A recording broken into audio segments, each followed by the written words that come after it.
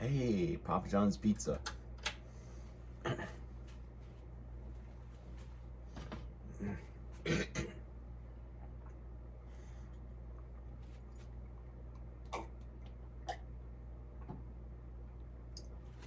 Oh, that's amazing.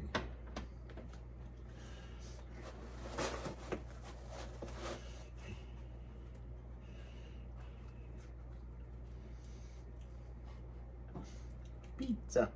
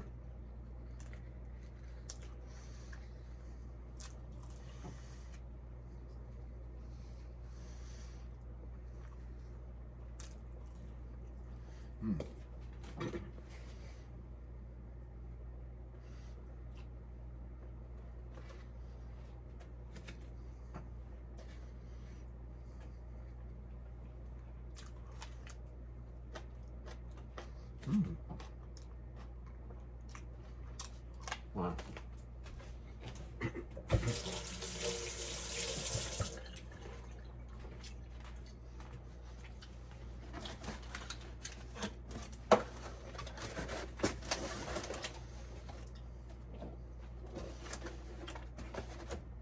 This one's a little warmer.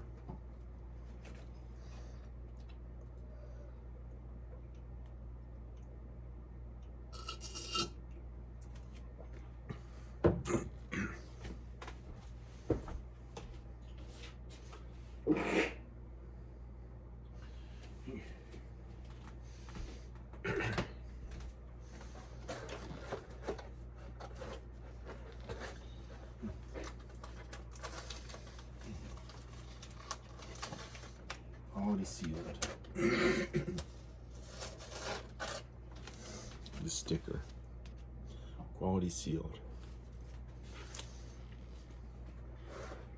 Shaq owns a big share of Papa John's Pizza, many shares of Papa John's Pizza.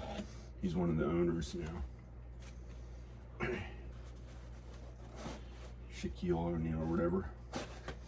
The reason I got it, well, he's one of the owners.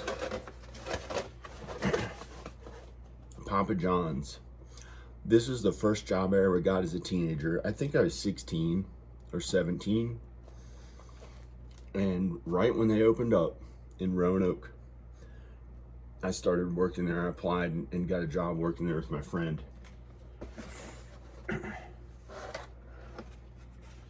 So we both worked there. And I put up little flyers on people's doors from house to house to let them know about the new Papa John's Pizza. I made some of the dough. I made the crust. Put the sauce on it. Spread the cheese. Put the toppings on. And put it in their oven. It would go through and take a few minutes or something and come out. And be ready. And they had delivery guys who drove cars that would drive it to people's houses. And sometimes I'd stand up front with my little red uniform on, or whatever color it was. I think it was red. Yeah, it was red. It said Papa John's Pizza, and I think I still have the pin. I'm gonna go get the pin too. I still have it. I'm gonna look. I have it.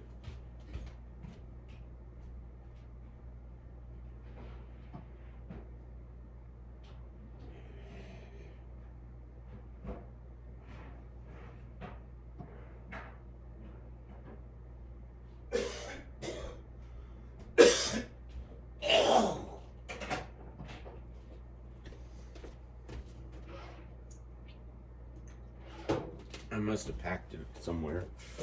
Not here.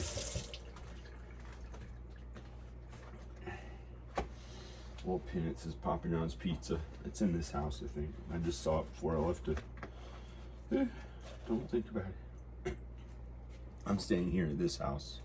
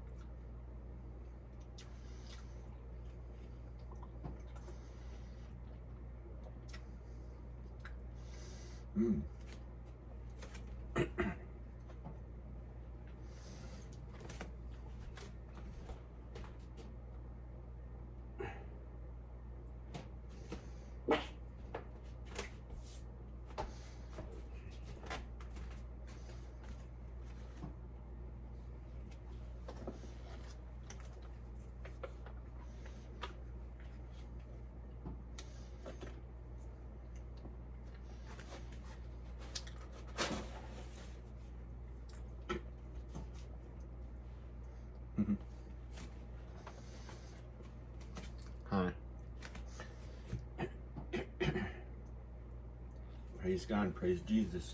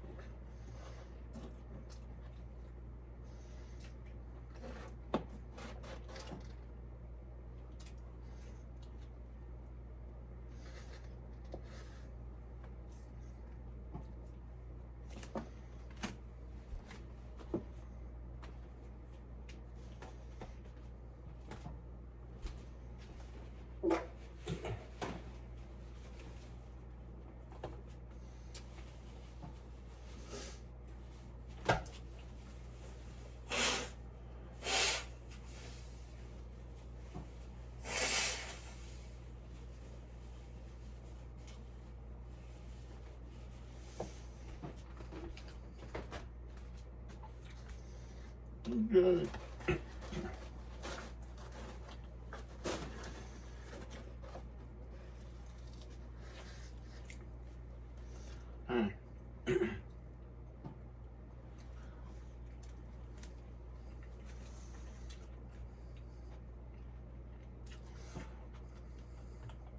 Danica and I went to California to do famous stuff. I was 19 and she was 20.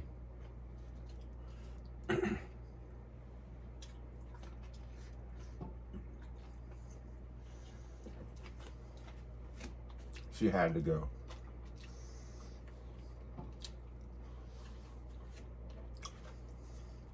She didn't know how she'd get there. She was 19 or 20. And she said her dad wouldn't pay for her to go, or would. She didn't know how she'd pay for her to get there. And she's gonna go be an actress, and she sings, and filmmaker. She went there to be a filmmaker too. And that's why she did her own YouTube videos and went really big. Took till she was like, it sucked until she was,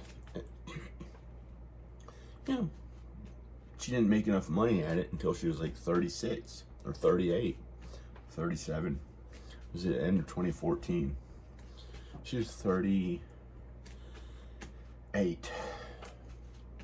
She just turned 38 and she got famous, and she still looked good enough at that age to look like a really famous person. And I believed in her since I met her when she was 22 or 23. And I was 21 or 22, about those ages. Because I was in a class, and I think I may have seen her, but I may not have met her yet until the next semester. Or that semester, yeah, I think we met. And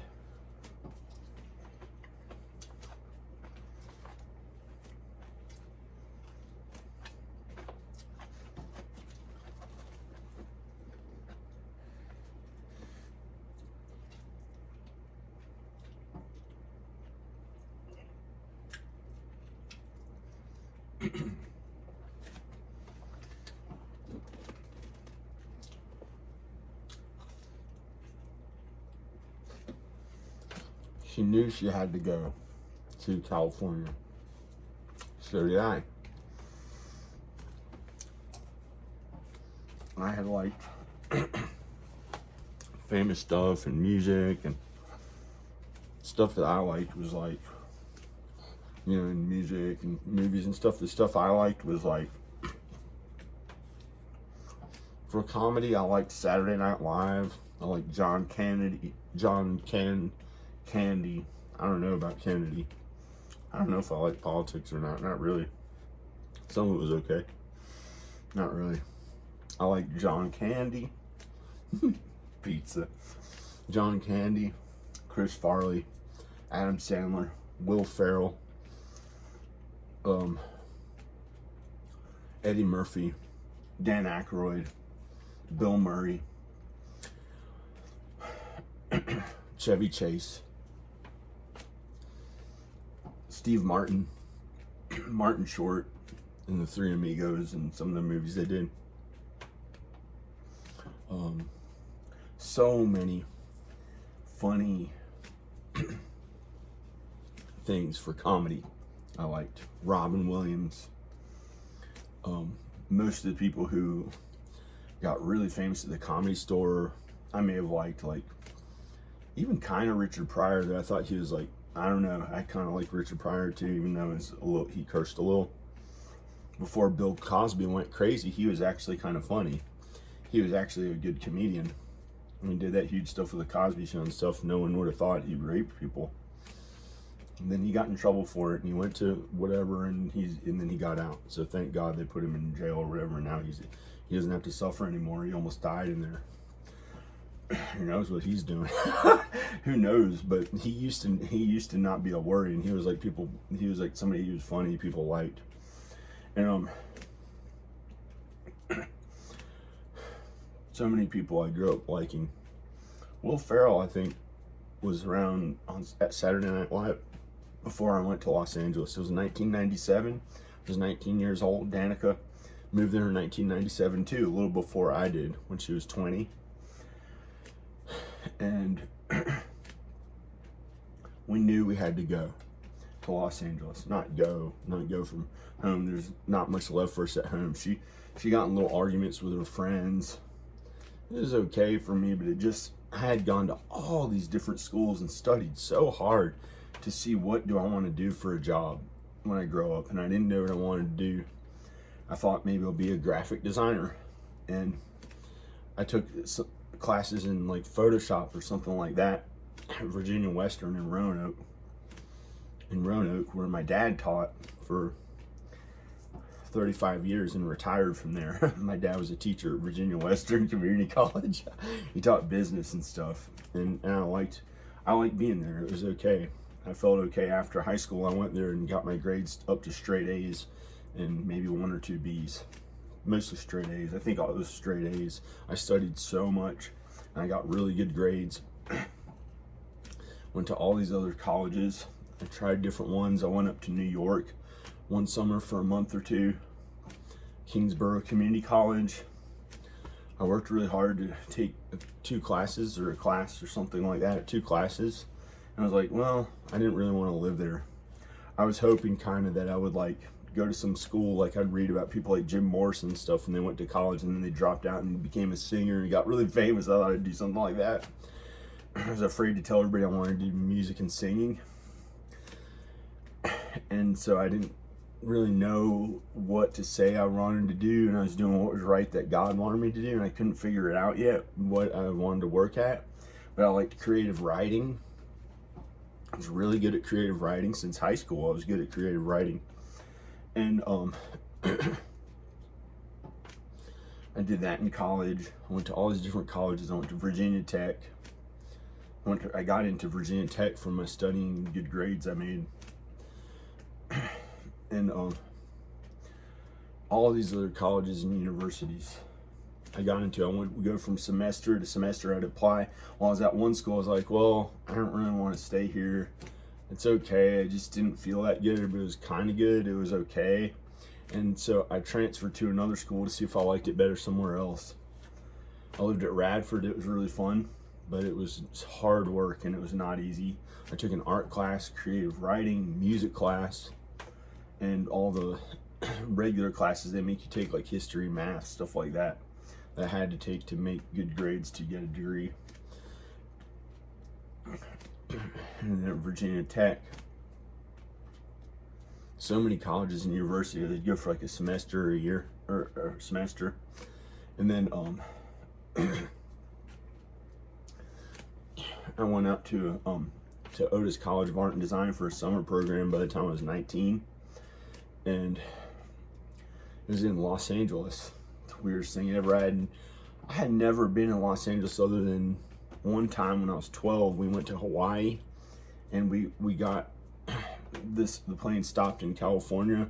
I think we walked outside LAX a little bit and went back in the airport. And I barely remembered. I may have done that when I was 12 years old. I saw the outside of Los Angeles airport, and then we went back in and went to Hawaii on vacation. And they had all these cool Ferraris and TNC surf design in Hawaii. They had a TNC surf design shop. It was so cool. Back then they had like Ferraris driving around and stuff. It was, I guess, 1988 or 1990, 1989. I think it was that winter, 1989. And at home, I liked Myrtle Beach. They had these bright, hot pink colors, fluorescent orange or hot orange, fluorescent orange, hot pink. These bright colors, green, neon, or I don't know what they call them, fluorescent.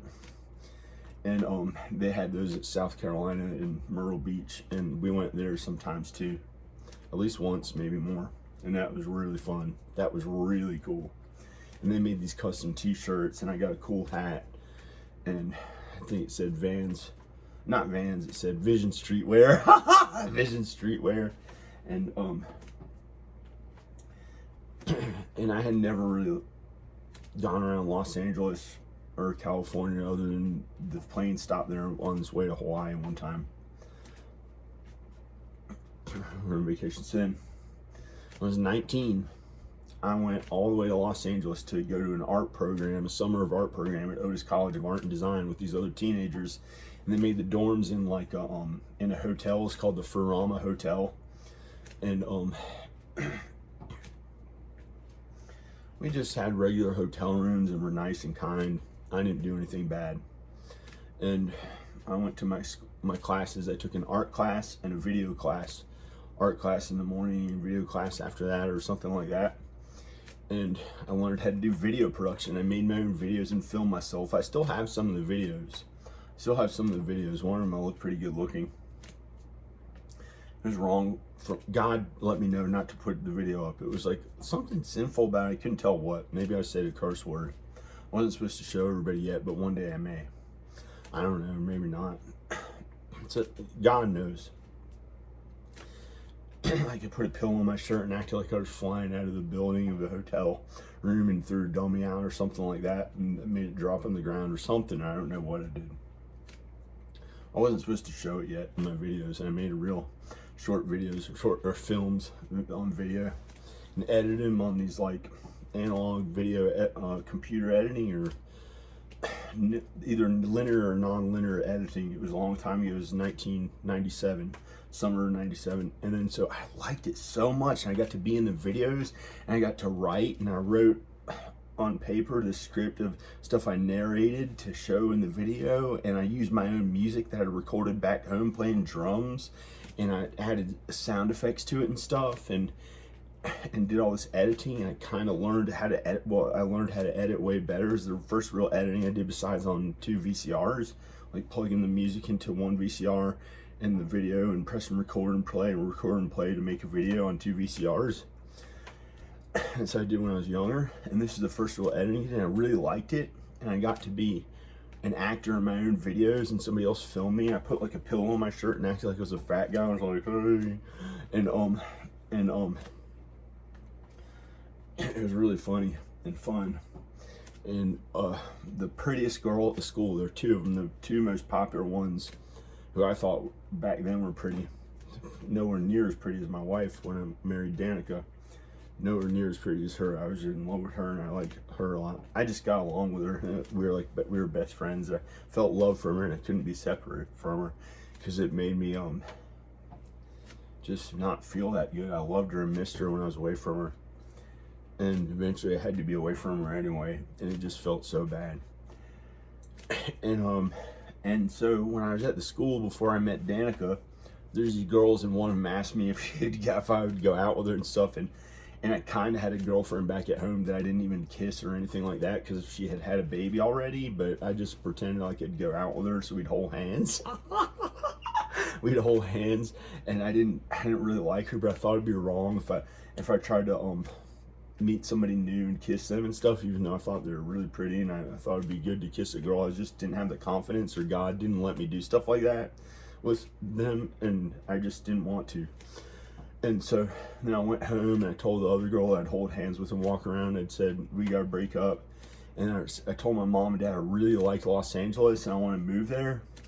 And I moved right back in with these kids that went to Otis College, but the school was a private school and it was too expensive. I didn't know if it was too expensive. I didn't want to, for some reason, I didn't want to waste my mom and dad's money. So I thought I'd go to a public school that was cheaper to get into instead of a private school. So I didn't go to Otis College, and I was kind of like unpopular with the kids after I moved there, and it sucked a little bit. And but I was in Los Angeles, and I liked being there. And then I took classes at UCLA Extension. I tried to sit in UCLA Film School in these small classes and pretend I was in the film school, because I thought that's how you got into the film school, is you sit down, and if they liked you, they'll let you in the school. And I watched Nanook of the North, this good Eskimo video. It was a really good documentary with subtitles, and you have to read the subtitles, and the more you read, you're like, wow, this is really good. And you see these Eskimo characters. It's a documentary on how they really are, and they're like regular modern day human beings, and they're Eskimos who live like natives in the wild. Nanook of the North. Nanook of the North. It's really good. It has subtitles. You have to read the subtitles, and it starts getting really good. And it was like fun to watch how they interact. And they ate these fish. They'd freeze fish in Alaska and stuff. And they're like modern day people, but they live like it was a long time ago, like 2,000 years ago, or in the Eskimo times or something. And and one time I was in a UCLA Extension class that was also a UCLA class, and I put sunglasses on, and I sat, and everyone noticed me in the entire class, and then like I had to walk up in front of the whole class, and everyone laughed, and I forgot what it was that I had to do, and I was 19, I think.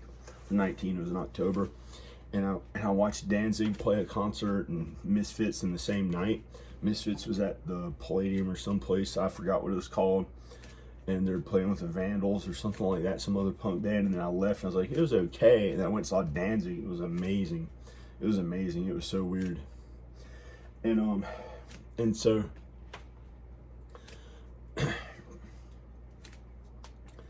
then, excuse me. And so then what happened was, I switched apartments to a place downtown Roanoke that said musicians, artists, welcome, looking for musicians and artists. Like my grandmother Noni and Papa or something played music and art. They did art and stuff, so I went there. It was only like $305 a month. It was so cheap, and it didn't have a bathroom in the place where I stayed, but it was in the hall. I had to walk out in the hall to use the shower or bathroom. I didn't even go to the bathroom that much back then. I didn't drink water a bunch all the time, like for really good health. Not with pizza or something, but I don't know. Anyway, so, and like, yeah, of course not with pizza, because that's what I eat. And then, so, then I started PAing on movies. I was a production assistant, and I recorded some music in my apartment there. I played drums. It was Al's Bar, on top of Al's Bar, and people could hear me through the streets, and they knew me as the guy who played, the kid who played drums. I was too young to get into the bar because you had to be 21. But one time, the manager of the place, when it was closed, she let me in after hours when it was closed, when there wasn't a bar working. And I got to jam with her kind of famous band, and she owned like Flipside. She was a manager of Flipside Records or something like that, or Flipside Magazine. It's called Flipside Magazine, this punk thing.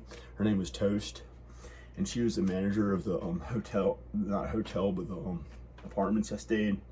And it was okay, but you had to keep all the food. You couldn't even leave a crumb in there so you didn't get bugs. In downtown Roanoke, and not downtown Roanoke, in downtown Los Angeles. Al's Bar was on the back of a Misfits record. I used to like the Misfits, and I started liking them again a little bit, but I thought they were stupid. I liked them at one time. They were my favorite band, and I liked Jane's Addiction instead. And then, so I liked all these other bands like that, and that's why I went to Los Angeles, like, Jim Morrison, of course, and all the bands from Los Angeles. I thought they were cool, but they're not necessarily my favorite. And, other cool stuff I liked why I went to Los Angeles. Music, art, film. Some of my favorite people I liked and thought were cool were from there.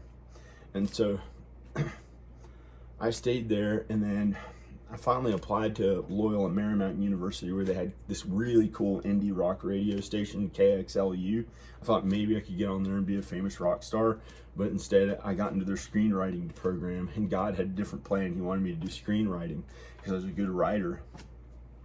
And I really like Los Angeles. That was what I liked doing, videos. I could do creative writing, acting, comedy acting, music, and do all that stuff in one video, or show a work of art and just show a work of art on screen, like as if you're walking through a museum and it's just showing a work of art, or play, and it was just amazing.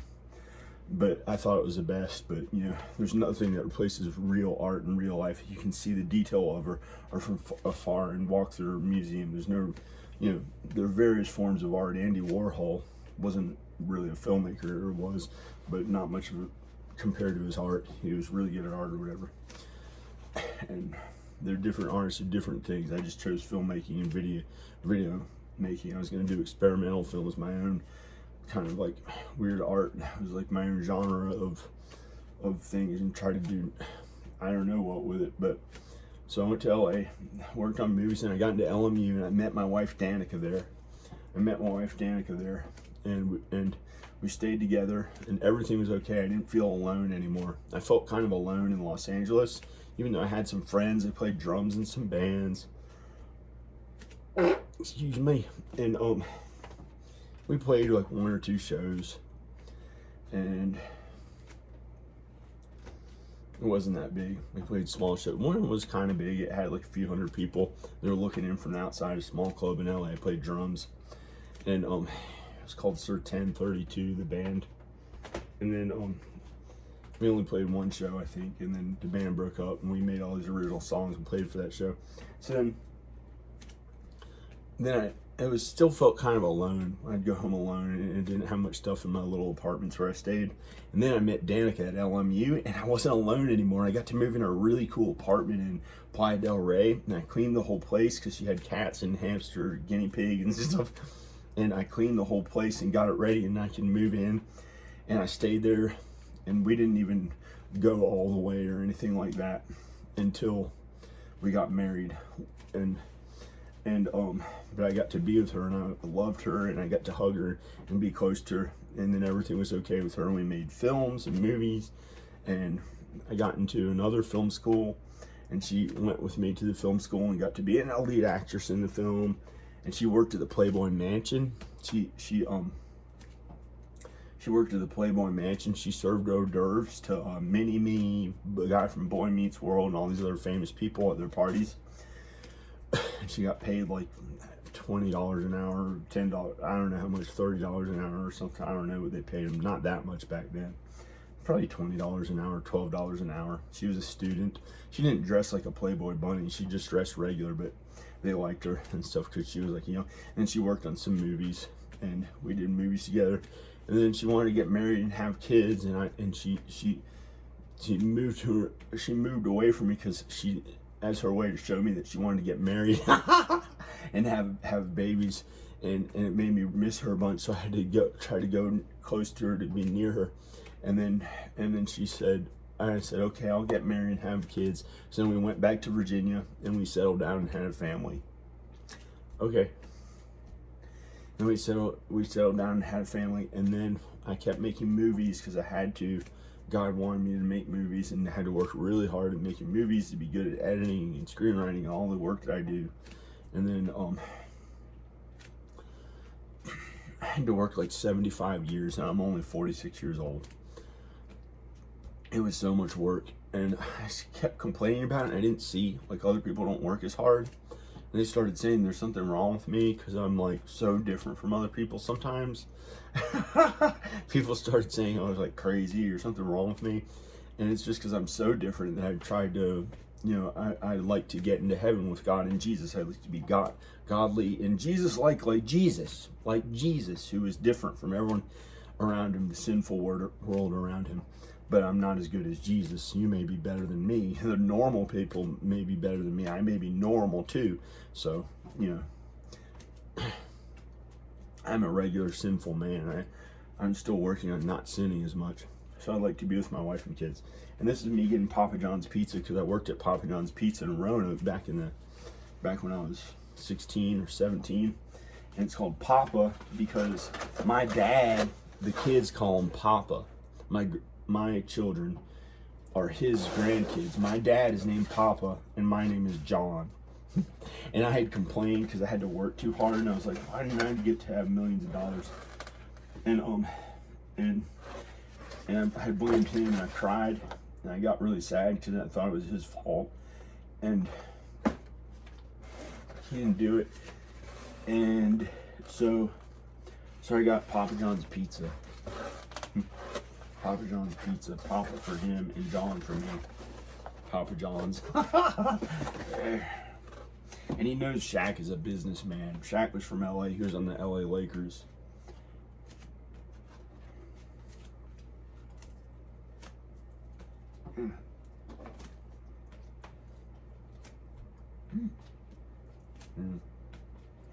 Water.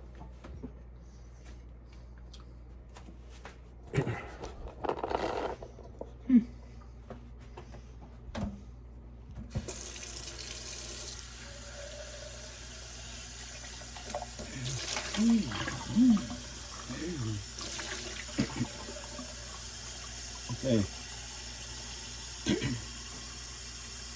Praise God, praise Jesus. Praise God, praise Jesus.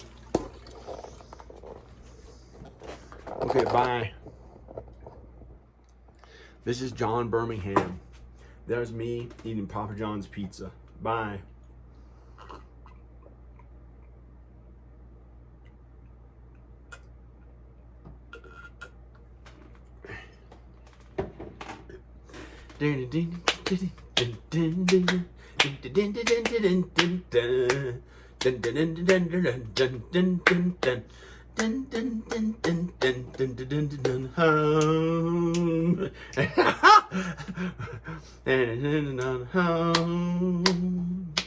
It's a song my dad sent me in a YouTube video. It's really funny. Okay, bye. Oh, this was from LA. I just got right from LA. My dad thinks this is funny. Danny Trejo. Danny Trejo. Okay, that's it. Praise God. Praise Jesus. This is John Birmingham. Bye.